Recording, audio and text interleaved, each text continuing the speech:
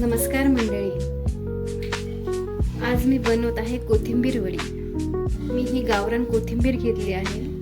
माझ्याकडे खूप कोथिंबीर असल्यामुळे मला आज असं वाटलं आज कोथिंबीर वडी करावी। गावरान कोथिंबीर कशी ओळखायची? त्याला फुलं असतात, त्याचा वास पण छान येतो आणि खायला पण खूप छान लागते। म्हणून आज मी इथे कोथिंबीर वडी बनवत आहे। त्यासाठी मी एक जुडी कोथिंबीर घेतली, ती धुवून घेतली। आता ही बारीक करून घेते, चाकूने बारीक कट करायची। म्हणजे जे काड्या असतात ना, हे आपण थोड्या राहू द्यायच्या, बारीक करून घेते।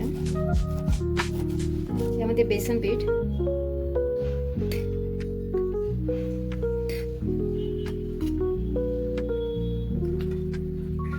थोडं ज्वारीचं पीठ,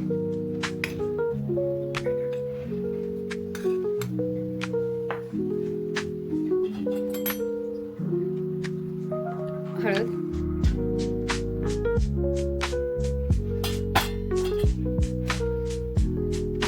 तिखट,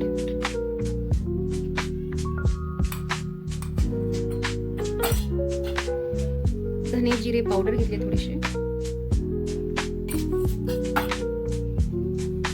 मिरची आणि लसण, थोडंसं मीठ टाकून मी बारीक करून घेतलं। लसण छान चव येते। लसण आणि मिरची थोडी बारीक करून घ्यायचं। मी ओवा घेतला,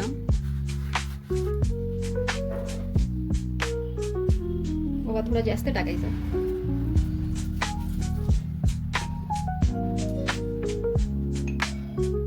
मीठ,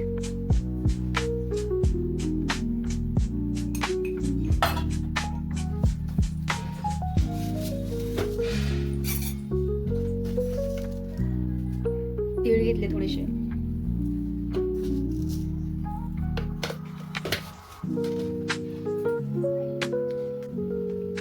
हे आता मळून घ्यायचं। अगोदर हे सगळं मिक्स करायचं। बेसन पिठाला अंदाज नाही, जसं आपल्या कोथिंबीर मध्ये ज्याप्रमाणे बेसन पीठ त्याच्यामध्ये बसेल, थोडं पाण्याचा हात लावून असं मिक्स होईल, त्याप्रमाणे बेसन पीठ, थोडंसं ज्वारीचं पीठ टाकायचं। आपण इथे ज्वारीचं पीठ नाही टाकलं तरी चालेल, बेसन नुसतं वापरलं तरी चालतं। पण इथे मी थोडंसं ज्वारीचं पीठ पण घेतलं, कारण बेसन हे वायतुळ आहे ना, तर थोडंसं ज्वारीचं पीठ टाकायचं। सगळं अगोदर मिक्स करून घ्यायचं। थोडंसं तेलाचा हात टाकलं, थोडंसं 1 चमचा तेल टाकलं तरी चालेल। छान अगोदर मिक्स करून घ्यायचं, म्हणजे सगळी आपली कोथिंबीर पिठामध्ये मिक्स होते। म्हणजे आपल्याला किती पाणी लागतं याला तो एक अंदाज येतो। थोडं थोडं पाणी टाकायचं, एकदम पाणी नाही टाकायचं।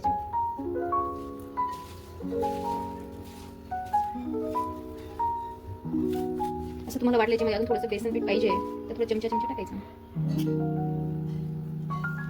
आपल्याला कोथिंबीर वडी बनवायची ना, मग त्यासाठी कोथिंबीरचं प्रमाण जास्तच असतं। बघा, ह्याप्रमाणे पीठ मळून घ्यायचं। एक कोथिंबीरची जुडी असते ना, त्यामध्ये साधारण हे 2 वाटी पीठ लागतंच। म्हणजे मी 1.5 वाटी डाळीचं पीठ घेतलंय आणि अर्धा वाटी ज्वारीचं पीठ घेतलंय।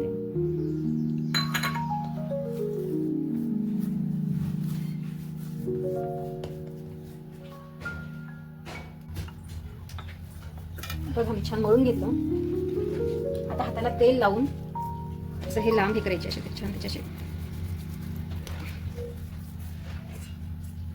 आपल्याकडे अशी चाळणी असेल, त्या चाळणीला असं थोडंसं तेल लावायचं। आपल्याला हे वाफळून घ्यायचे, म्हणजे याला खाली चिटकू नये म्हणून तेल लावायचं।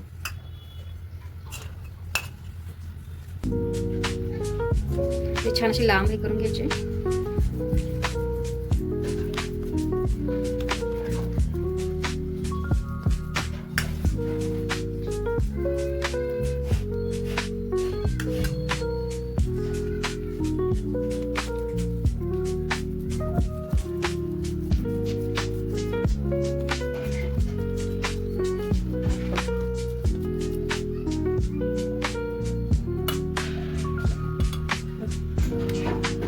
खाली चाळणी आहे, ही चाळणी आहे, त्या खाली तेल लावून घ्यायचं। त्याच्यामध्ये अशी लांब अशी करून त्याच्यामध्ये मी हे वाफायला ठेवणार आहे।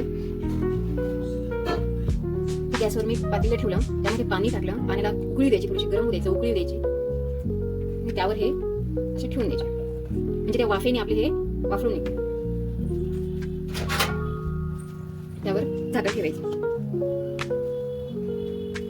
10-15 मिनिटात ते छान वाफळून येतं. चला तर आपण बघूया आता त्याला वाफ आली का नाही छान.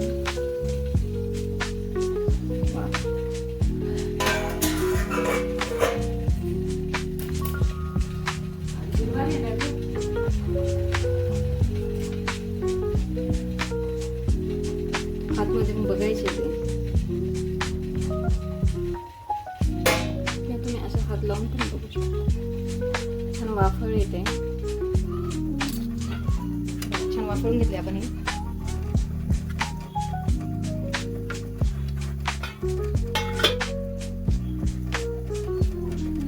त्याचे बारीक असे छान काप करायचे.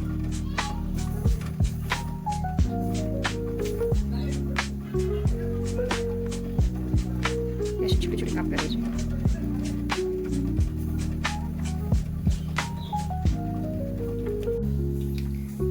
छान वाफळून घेतलं मी इथे. आपल्याला हे वाफळून काय घ्यायचं म्हणजे पातळ असतं ना थोडंसं. वाफळल्यानंतर बघा ते असं निब्बर होऊन जातं आणि याच्यात छान बारीक बारीक चकत्याही छान पडतात त्याच्या. म्हणून आपल्याला हे वाफळून घ्यायचं आणि पोटालाही काही त्रास होत नाही वाफळल्यानंतर.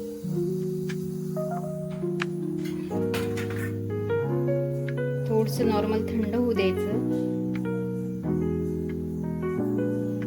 आणि हळून याच्यामध्ये अशा बारीक बारीक पातळ छान पातळ बघा आतमधून पण छान वाफळ आहे आपल्याला.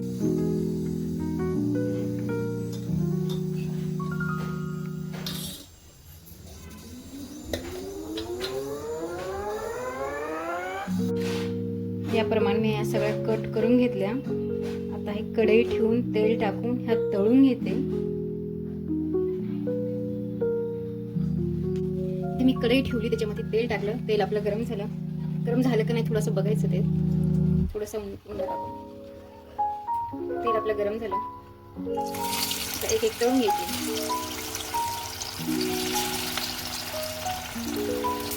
बारीक गॅसवर तळायची.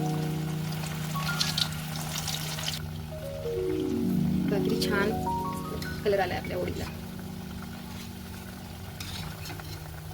बघू शकता.